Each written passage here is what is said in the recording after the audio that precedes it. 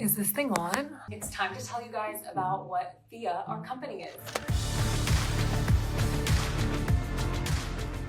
Sophia, Phoebe, thank you so much for joining us here, telling us a little bit about Phia, how you met.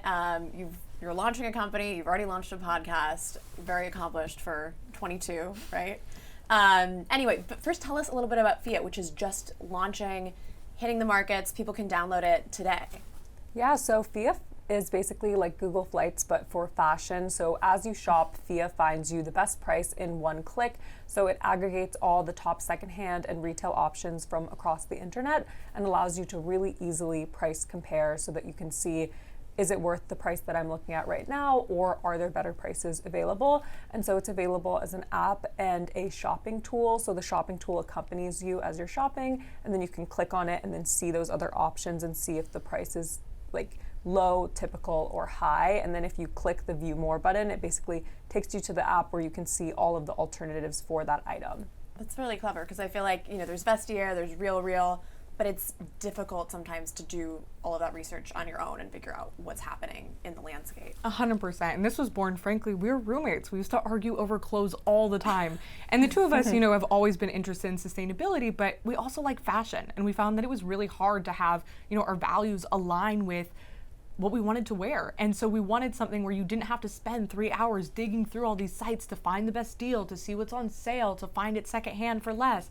And so just instantly, in one click, delivering that information to consumers was what we really wanted to do. Yeah, well, and you have kind of a fashion background, and you also have a sustainability background. So you were rooming together. I know you had a lot of ideas. How did you end up deciding on this app? I think it's honestly exactly like what you said. We kind of went back down to the fundamentals. I think we were talking about that our first idea was a smart tampon. And which is honestly genius. We were just saying we're gonna patent it. But we basically went back down to the basics to think about, okay, like what are you passionate about? What am I passionate about? And what do we think is legitimately a problem? And we realized we both cared about sustainability and fashion, and specifically we loved shopping secondhand. But we would always talk about, oh, well, you find one item on Poshmark and then you find it on the RealReal and then on Vestiaire. Like, how do you know that you're not getting scammed? Like, how do you know it's actually the best price possible? And so we really built the tool that we wish had existed back when we were in college. We ended up building it for the computer first because it was easier, like a desktop browser extension, and then realized nobody shops on their computers anymore. Like, everyone shops on an app. So we ended up changing direction and then landing on like this app and mobile browser concept, and saw people liked it a lot more. Yeah. I'm also curious too, because on the one hand, there's so much talk about fast fashion, and obviously over the last decade or so, we've seen Zara and Shein and all of these companies. That's really changed the landscape, and yet, speaking with you, and there's a lot of other people in your generation who are also prioritizing sustainability and these values. How do you see that landscape changing? Do you think people are sort of kind of seeing what's happening with Shein in the fast fashion and moving away from that, or what's your take on the landscape? I think it's really challenging because originally, we thought we should only show secondhand alternatives.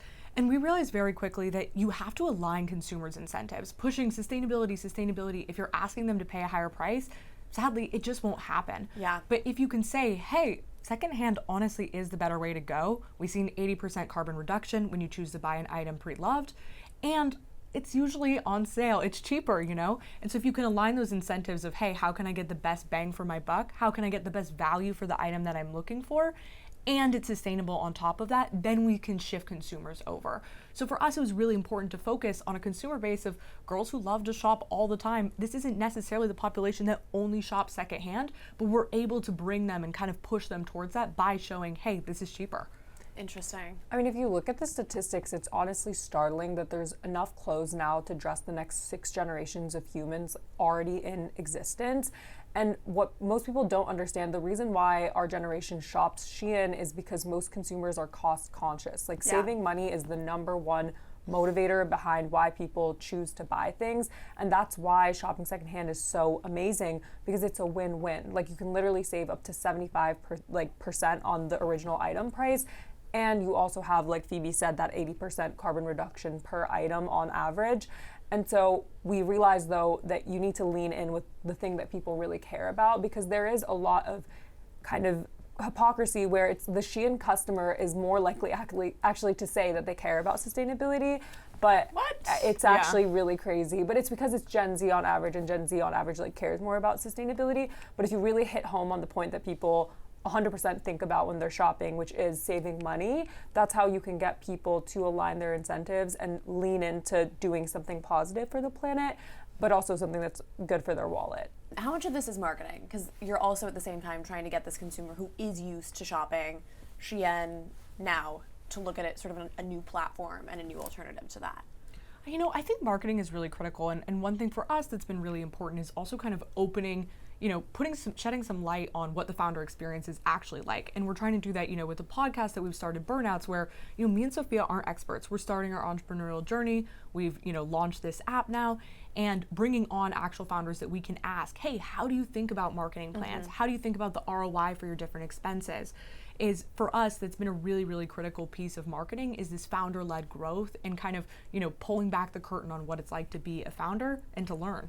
And also having a platform now too where you can advertise to young women who are hearing what you're doing and are like, oh, actually this is cool. I want to be doing this as well. Exactly, and they want to be starting their own things too, or whether they want to start a company or not, they feel that they can, you know, do what they want in their career and that they have optionality. Because that was something that was really important for us in college. You know, both of us were on our own tracks. I wanted to be pre-med, Sophia was pre-law, but realizing, oh, there is this other cool path where, you know, you can actually create and build something, and you can kind of take the reins of your own career is really important. We know that only 2% of VC funding goes to women businesses, and that's really bad. That means we're missing out on a huge market opportunity of different solutions that could be created for women, particularly, you know, just advancing anything. So it's incredible, yeah. Yeah, I mean, it's also interesting too, like, there's so much talk about tariffs, and now all of these products that were so cheap that we know, like, are creating a lot of pollutants are going to get a lot more expensive. So it seems like in terms of timing, probably people will now be looking for an alternative to that. It's What are your thoughts also on that? really interesting because a lot of the reason why people seem more averse, or I think something that's really interesting is we now, like every 2 weeks and more often every week have been getting a lot of young women to come to our office and to give us really honest feedback on our app, to tell us what they like, what they don't like. And I think that's why the product has evolved so much over the last few months, because we want to build a tool other people wish existed. And so the biggest thing that we heard from people was that sorting through all these different secondhand items was really confusing. Like there's over 150 platforms now that we're partnered with. Wow. And so trying to understand, like, where do I go to get this amazing deal, it can be really, really hard. And so the beauty of Phia is we understand people are used to shopping a certain way. Like you're on your phone, you're on Safari, you're looking up Reformation.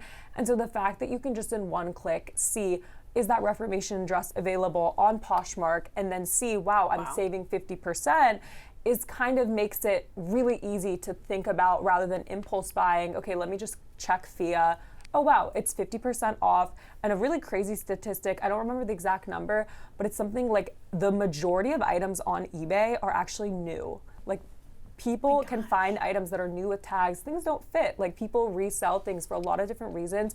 And so I think quality is something that has been really important for people to see, is you can literally get almost the exact same item. Like it's almost brand spanking new, and it is 50% less. And you don't need to waste time like searching for it. You can literally find it with Phia in one click. So I think for us, just making it the easy choice to choose secondhand has really driven more people to actually actively consider it. Yeah, I mean, that's clever too, thinking like, instead of just an impulse buy, which we all know is bad, not for the environment, for your wallet, like for all these reasons, and then having a really extra sort of an easy step where now it's like, oh, instead of buying this, I'm always going to go check Phia. It's like a different, adding something to the routine. So how long have you been working on this app specifically and this idea? How was it iterated? You kind of, and I know you talked about you like fashion and sustainability. Tell me a little bit more about that journey, though, of how this came to be. I'd say it's been about a year we've been actively like building this product, and that includes both the desktop version and then flipping to mobile. But I'd say about 2 years where we were like, oh, we should start something together, but we were still in school and figuring it out. Yeah. Both of us just like graduated this spring, so we've really been heads down for the last year on building this product. Yeah, I mean, it's a pretty good turnaround in a year, basically. What were some of the other things that you talked about? Because I do think that Bluetooth tampon is kind of genius. Were there other crazy things that you haven't discussed yet publicly? Yeah, I think for us it was really about, we had all these ideas in these different industries that are fascinating, but it really was this question of like, hey, are we the right people to build this thing? I remember one thing we discussed was like electric cruise ships for shipping and stuff. And we were like, that's a pretty interesting industry. And we spent a week reading everything we could. And that was a really fun week. We were up till 4 a.m. every single night reading and ideating, and it was great. But are we the right people to build that? No. We're not, mechanical engineers, but this was something where it's like, okay, if we're going to start a company, this entire industry of fashion tech is fascinating to me. And frankly, it hasn't been iterated on very much in the last 10 years. Women are spending a huge amount of money on shopping, and the fact we're not delivering a personalized experience to them that's good for their wallet and the world is crazy to me. And so the idea of, okay, here's some interesting ideas we had, like sure, electric cruise ships, but hey, where are we the right people to build was really important for us. Yeah, where you have expertise. I'm very curious to hear a little bit more about your background. I heard that your father did not invest in this. Your parents did not invest. And I also have to say too, I mean, even for me growing up, my parents were like, see, like even Bill Gates isn't going to give his kids money. See, like this is the right thing to do. I mean, what were the kind of values that you grew up with? Was that something that your parents told you as you were being raised? I think definitely a huge value that I was given from my family was this presence of responsibility from a very young age and hard work. There was never an expectation that, we were going to go not work the rest of our lives. And so I think that was really important, but it was less of like a, you must do this, and more of a seeing the example that my parents led with the foundation and their own work, seeing both of them launch their books, and my mom now doing her own philanthropy work has been just an incredible example to me, and I look up to them a lot. Yeah, that makes sense. And what has your conversation been like with them once you told them you wanted to launch this and start your own company? I think my parents were really set on, I've spoken about this, but they wanted me to finish college, and that was really, really important to them. My dad is super supportive. He helps me, on thinking about engineering hiring, things like that. He's not my target consumer for my app, so some of his feedback I take with a grain of salt, but my mother and sister particularly are incredible. Yeah, I mean, what is your advice to people who are looking at you and thinking like, oh my God, they did this so quickly, they created this product. How did you approach fundraising? Like, what is your advice to people looking to sort of get into this as well? I think regardless of who you are or what background you come from, the most important thing if you're thinking about fundraising is really thinking about the business model of your product and thinking about whether or not it's actually able to be a viable company. I think specifically if you're trying to raise from what Phoebe was mentioning, which is like these typical Silicon Valley like tier 1 funds, like they're really looking for venture scalable companies where they can go on and raise subsequent capital and actually generate returns for their LPs. And so looking at other companies that have successfully fundraised in the past or companies that have your business model, I think that was really important for us at Phia, seeing like there were other companies in this space that there was precedent for this disruption and that we're building at the perfect time of AI is advancing so rapidly and fashion has not fundamentally changed in like the last 20 years. And so I think for us, it was very much about pitching our vision and the opportunity of the space, and then being able to convince investors that this was actually A, that we were the right people to build it, but also B, that this was a company that actually had a viable like economic opportunity to build like a long-term sustainable business. Well, you have such an interesting background as well. Sort of, tell me a little bit about your journey of getting into sustainability, how this became such a passion for you. Yeah, I mean, so I really was interested in Phia because of the sustainability aspect. So my entire background really has been in the climate space. When I was in high school, I founded Climate Cardinals, which has now become the largest youth-led climate nonprofit in the world for climate change. And then I also worked for the UN on their youth advisory group on climate change. So like Phoebe was saying, I mean, I think we both went into college thinking that I was really focused on climate change, she was really focused on reproductive rights. And then we realized that we could really integrate the essence of those causes that we cared about into pursuing our business, but also that activism is really like a choice of how you want to use your platform. And so we still continue to use our personal platforms as much as we can to be outspoken on the issues that we care about, and also trying to really like lead from a purpose-led and values-led place when it comes to building our company. Yeah. And then on top of all of this, in all your free time, you're doing a podcast as well. How did that come about? I think for us, we really felt that there was a huge white space in the market, right? When you look at founder podcasts, it's always, experts who've sold their companies, who've, achieved all this. And I thought that was amazing, but I wanted someone who was just starting out, who's Yeah. a noob, asking all the questions that everyone else felt like was too dumb to ask. That's what I wanted to see. And we kept looking and looking and we couldn't find this podcast. We're like, well, at that point, let's just make it. And so I think for us, that's been really important because, you know, it's about peeling back the curtain on, hey, what does it look like to be an early stage founder? What questions do we have? And being able to position ourselves not as experts, but the people, hey, who are bringing on other, particularly female founders, to ask questions and to uplift their brands. Yeah, no, normally it's like a highlight reel of like, wow, like let me tell you about all my successes. And this is much more about how did you actually go about this? Like, what does everyone need to know? What have been some of your favorite interviews that you've done? Yeah, well, we just started the podcast, so we're actually at the very beginning. So the one interview that we have done was with Kris Jenner.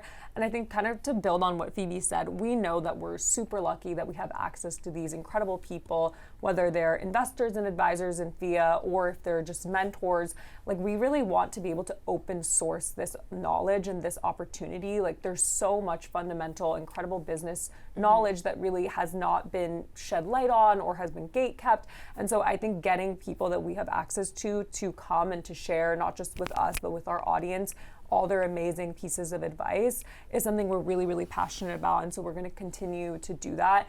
And we also feel really lucky. Like, obviously, Alex Cooper is the founder of the Unwell Network, and she was a huge source of inspiration for us in terms of like someone who built her own media company, is now like doing a lot of other stuff. And so I think when we connected with her, she was the one who really like gave us that advice of, you guys are trying something out. Like, you might be successful, you might fail, but what is really nice and what she learned from her own journey is like sharing that with your audience and trying to do it together and learn things together is a really amazing opportunity. And so I think that's what we want to achieve with the podcast, is just being honest about where we're at, what we're learning, and all the incredible people that we're learning it from. Yeah, so Kris Jenner, who else is in the pipeline? Well, those episodes are coming up, but you can imagine, think of, you know, women that you look up to in business. That's the most important thing for us. We're really excited about our future lineup. Is your mom coming on? There's been debate about that. I would love to bring my mom on. I think in the coming months, we definitely will. Okay.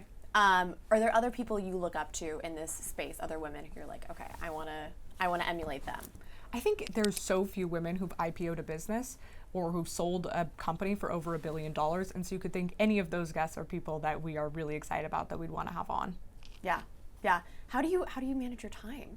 I mean, this is, and you said you were like up till 3 a.m. Sleep and now is- you're like starting a pod. I mean, this is a lot. Yeah, I think for us, prioritization has been really key and has been something that, frankly, we've learned together a lot of, is how we both prioritize tasks well, how we can divide and conquer, where Sophia's, you know, incredible at marketing. Okay, great, she owns that, I own this thing, and we can both go full steam ahead at those, has been really important for us. And frankly, we have a great team at Phia. We're about a team of, 8 now, including the two of us. And so just having really incredible people that you can lean on to be full owners of what they're doing has been really important for us. But I definitely could say we could get a little bit more sleep, but we'll be doing that in the future. Yeah. What is your vision for a year or two from now? I mean, you want to have a company, you want to have a podcast empire. Like, what else do you see I think down the pipeline? There's really, right now we're really starting as, you know, we're a utility-based tool where as you're shopping, boom, in one click you're getting the best price. You don't need to go to our app. We're right there in the browser to be your shopping assistant, to assist you in finding, you know, the best deal that's good for your wallet and the planet. And I think the long-term vision is expanding even further from that of, you know, the purchase funnel right when you're purchasing, to expanding upwards of how can we be your holistic shopping assistant is really the long-term vision for Phia. Okay. And then the podcast, maybe you'll have a media empire on the side. Is that I how it mean, works? I definitely think that for us, as long as we're creating content and creating products that are making people happy and are bringing them joy, like that's our number one goal. And I think in a year, in 2 years from now, hopefully Phia is a product that is really solving a problem for people. And I'm sure it's going to change, it's going to grow. And same thing with the podcast. I think that hopefully it just takes whatever form is the most helpful to people. I think something that's been really interesting for us is just even seeing how well the short form content versions of the podcast have been doing, like on socials. Like, we've been posting clips, and honestly those have been getting even more traction than the actual podcast themselves. So I mean, I think the big thing is we're so young. Like, I'm 23, Phoebe's 22, like we're still learning all of this. We're like podcasting, we're learning, building a company, we're learning, and so hopefully we just continue to learn and incorporate those learnings over the next few years. You're a West Coast girl. I know I believe your parents were born in Iran. Were you born in Iran as well? No, so yeah, both of my parents were born in Iran, and so I basically was born in Washington, D.C. I grew up in McLean, Virginia, but I spent almost every summer growing up going to Iran, and so it was a huge part of like my upbringing and my influence, and I'm super grateful for my parents. They definitely really ingrained in me like the hardworking mentality of being immigrants who came to the US with nothing and who were able to really give my sister everything we could have ever dreamed of in terms of an education. And so I definitely think a lot of like what I do at Phia and why we work so hard is really like, but for both of us, like wanting to make our parents proud and also like wanting to make a name for ourselves. Yeah. So 2 Washington girls though. In your own way. I didn't even think about that. You're right. We're on the West Coast. What made you decide to come to New York and sort of build your own life? The East Coast is company? better.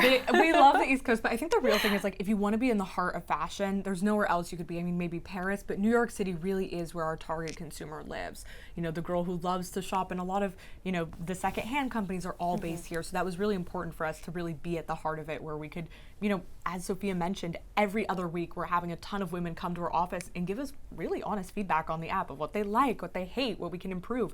And that has tremendously increased our productivity in terms of how we iterate on the product. Even when we may think, oh, that design looks better, we'll learn very quickly from users if it is better or if we're completely wrong. And so I think for us, being in a place where it's super accessible to boom, go talk to our target consumer just by popping out on the street was so important to us. And now that we're in New York City, I think we just love the hustle of it. I don't think we could see ourselves leaving. That's amazing. It's also interesting too, because I feel like the sort of trope is that like Gen Z just wants to work remote in their pajamas, but you guys are in the office, you said. Yes, we most definitely are. We have some remote flexibility, but I think just the energy of being with an early stage startup team is really incredible, especially when you're small because, you know, we're all staying up super late, we're ordering in pizza, we're working together. So I think having that flexibility so people can work remote if they want to, but frankly, our team is in really like 5 days a week. Wow. And you said there's 8 employees now? How did you build that team? How did you hire? What was that process? Yeah, I think we've connected with people through a variety of different means. We honestly really looked through our personal network. So we have people who work with us who we met through the Stanford network, who we met through our mentors, through friends. It was really a mix, but we honestly thought like, who are the smartest people that we would love to work with every single day? And we reached out to them and asked if they would be interested in joining us. And we got really lucky that a few of them said yes. Do you like being a boss? Honestly, I feel like it feels the most like we found really incredible people and we get to co-create and co-collaborate with them. Honestly, that's been a huge learning for us. Is the whole point of building a team is that you have people who you genuinely think are smarter than you and who you can co-create things with. And so for us, like, we really give people on our team so much ownership, so much ability to actually be able to influence the product and the product vision themselves. And so definitely I would say that we love being able to work with the people that we really respect every single day and to see how their own vision and ideas have been able to shape the product. Have you gotten your mom and your sister to start shopping on RealReal? Oh, most definitely I have. I've converted them fully. They have a lot of product feedback, which I love. I always force them to put together a written document. Sophia's sister does as well. So we've gotten all the ladies in our life on Phia. I feel like the jewelry stuff is not, the savings is not that great. Oh my God, no, it's so good. Really? You can literally find, like, I don't know why anyone, well, I mean, this is such a hot take, but I would like never buy a Cartier or Tiffany or any of like those traditional, or even like a Rolex watch or any of those things. You can save so much money on them secondhand. Honestly, that was something I never really considered before we started Phia. I usually was mostly buying like apparel and stuff when it came to secondhand. But obviously when you test the product, like we've been testing it on everything under the sun. Perfume works super well on Perfume. We literally, my friend told me this the other day. I thought she was being crazy, but she tried it. You know, like the Baccarat Rouge perfume that everyone wants? Yeah. And so anyway, so she tried it on Phia, and apparently there's this huge market of people selling perfume secondhand, which is crazy, but it's like they try it, they don't like it, or like it doesn't They can't work return it. well with them. Yeah, and then they sell it. And so she actually made a video, and it's been getting a lot of traction, where she talked about like you can find perfume secondhand using Phia. So random, but I think that's been honestly super cool, is that all these like random little use cases we never thought of, like our users have been finding out, like whether it's finding perfume on Phia, jewelry, definitely huge thing, and then obviously like your more traditional bags, shoes, etc. But yeah, definitely you can save so much money, especially on jewelry. 10 out of 10, maybe perfume too. I think a huge thing is also we show on our pricing insights how much value an item holds. That's cool. So if you're looking to, spend more money on an expensive Tiffany piece, you can see, oh wow, this is an investment piece. It does hold its value. And so I think that's been really important for us, is also giving consumers the statistics so we can, move them away from buying fast fashion to say, hey, it actually doesn't make very much sense for you to buy, this Shein top because it's going to depreciate really fast. Versus if you buy less pieces and you choose, and it's not necessarily just high-end designer brands like Tiffany, Reformation holds its value really, really well. And so pushing people who don't want to buy secondhand to really consider, okay, how long am I going to keep this piece for, and does it hold its value, is really important. That's really interesting. Although I will say, I feel like the secondhand market for jewelry and stuff can sometimes be more expensive. Sometimes, Depends. for rare Yeah. watches, definitely. And that's been a big thing for us. I wouldn't say a lot of our users are like huge watch collectors, but we do have, and we show, depending on what jewelry set it's from, we'll show the authentication status, we'll show, if it's a rare item or not. So that's been really important for us as well. Yeah, I mean, that's a lot of work. So how can people get access to Phia? You can go to phia.com, phia.com, and you can download our app, Phia, on the App Store. And so it's an app that comes with the shopping tool, the mobile browser extension. And also for people who like to shop on their computers, you can go to phia.com, phia.com, and then you can add it as a Chrome browser extension. That is a wrap on today's episode of New York Next. We hope you enjoyed the conversation. If you liked what you heard, don't forget to hit that subscribe button on your favorite podcast platform so you never miss an episode. You can also catch us on the New York Post YouTube channel, and of course, be sure to follow us on social media for the latest updates and behind-the-scene content. We are on Instagram, TikTok, Facebook, and X. Join the conversation and let us know what you think.